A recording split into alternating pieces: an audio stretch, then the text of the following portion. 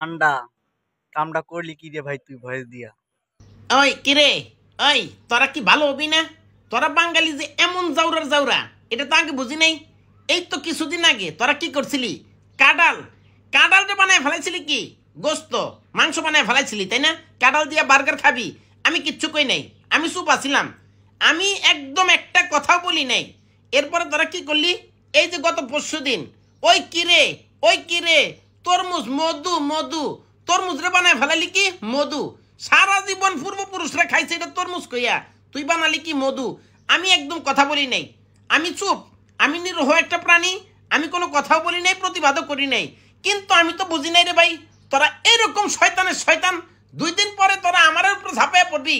আমি হইলাম কি গুইলহাপ, সারা বাংলাদেশের মানুষ চিনে গুলছাপ। তোরা কি করলি? কথা নেই বার্তা নেই, আমার বানায় ফেলালি সান্ডা, সান্ডার বিরিয়ানি। কফিলের পোলারে সান্ডা খাওয়াবি? হ্যাঁ, তো তোরা আমার উপরে কেন লাগলি? আমি কি তোকে বারাবাতে ছাই দিছি রে? ওই তোরা পিছনে পিছনে মিছিল মিটিং বন্ধ কর। তোরা আমার তালি দিস না, তোরা তোরা সর্বনাশ করে ফেলাইছ। তোরা আমার বানায় ফেলাইছ সান্ডা। এখন এই যে কফিলের ছেলে, ওরা যদি বাংলাদেশে আইসা আমার সান্ডা মনে করে আম করে ধরা শুরু করে, ওই আমগো বংশ থাকবো রে?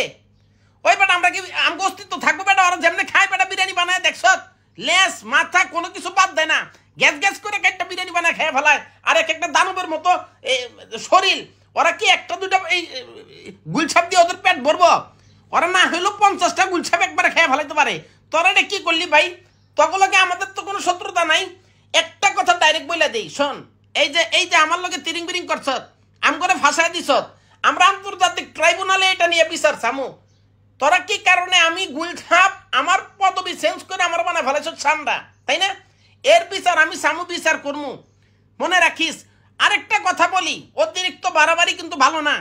যদি বেশি বাড়াবাড়ি করস, এই যে কি এই শাহবাগে চলতেছে না, হ্যাঁ, চেয়েছিলাম হিস্সা হয়ে গেলাম বেশ্যা, এইরকম আন্দোলন শুরু করে দিব। আমাদের গোটা পরিবার জাতি আমরা এক আছি। এদেরকে নিয়ে যদি প্রয়োজনে আমাদের শাহবাগে সাহা ম্যাগি নুডলস খাইয়া, সাহা ম্যাগি নুডলস খাইয়া যদি আন্দোলন করতে হয় আমরা করবো।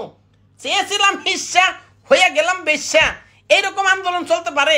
আর আমি হইলাম গুলহাপ হইয়া গেলাম সান্ডা, এটা হইতে পারে না। হ্যাঁ বেটা, তোরা এরকম করলি কেন? আগে বেটা তোর আগেই তো ভালো আছিলাম। তোরা এখন এই যে কথা নেই বার্তা নেই, হুট করে আমার বানায় ফেলাস কি এ সান্ডা, তোরা বানায় ফেলাস তোর মুজরে মধু, তোরা বানায় ফেলাস কি কাঁঠাল রে গোস্ত। ওই তোদের ঘরে কি মা বোন নেই? হয় কি রে, তোর ঘরে কি মা বোন আছে?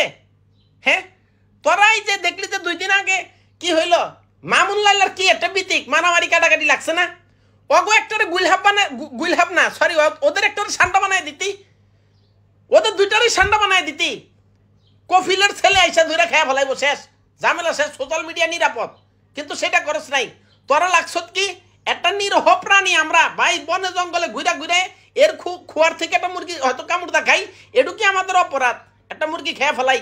কিন্তু আমরা তো কারো বারাবাতো ছাই দিই না। আজকে প্রতিবাদ করতে বাধ্য করিস না, আগেই বলি। আমরা যদি সাহা ম্যাগি নুডলস খাইয়া চেয়েছিলাম হিস্সা হয়ে গেলাম বেশ্যা আন্দোলনে নামি, ভাই কেউ কিন্তু ঠেকাইতে পারবি না। আজকে নিজেদের অস্তিত্ব সংকটে পড়ে গেছি গা, কি তোদেরকে ছাইরা দিমু? দুনিয়ার ফালতু চিনস না কানা নাকি তোরা কানা?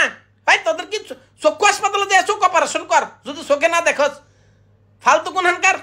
আমি হইলাম গুইল হাপ, গুইল হাপ, আমি সান্ডা না। আমরা কেউ সান্ডা না ভাই। কফিলের ছেলেদের কাছে অকুল আবেদন ভাই, আপনারা আমাদেরকে সান্ডা ভাইবেন না, বিশ্বাস করেন। আমাদের তেল, আমাদের শরীরে চামড়া কেটে তেল মানে আপনি মান্ডায় মেখে দেখেন, কোনো উপকার পাইবেন না, কিচ্ছু হইব না। হ্যাঁ, সান্ডার তেল তো আপনারা কি কি কাজে নাকি ব্যবহার করেন? একটা গুইলহাপ মাইরে আপনারা দেখেন যে সেই উপকার কাজে লাগে কিনা আমাদের তেল। আমরা গুইলহাপ ভাই, আমরা সান্ডা না, বিশ্বাস করেন।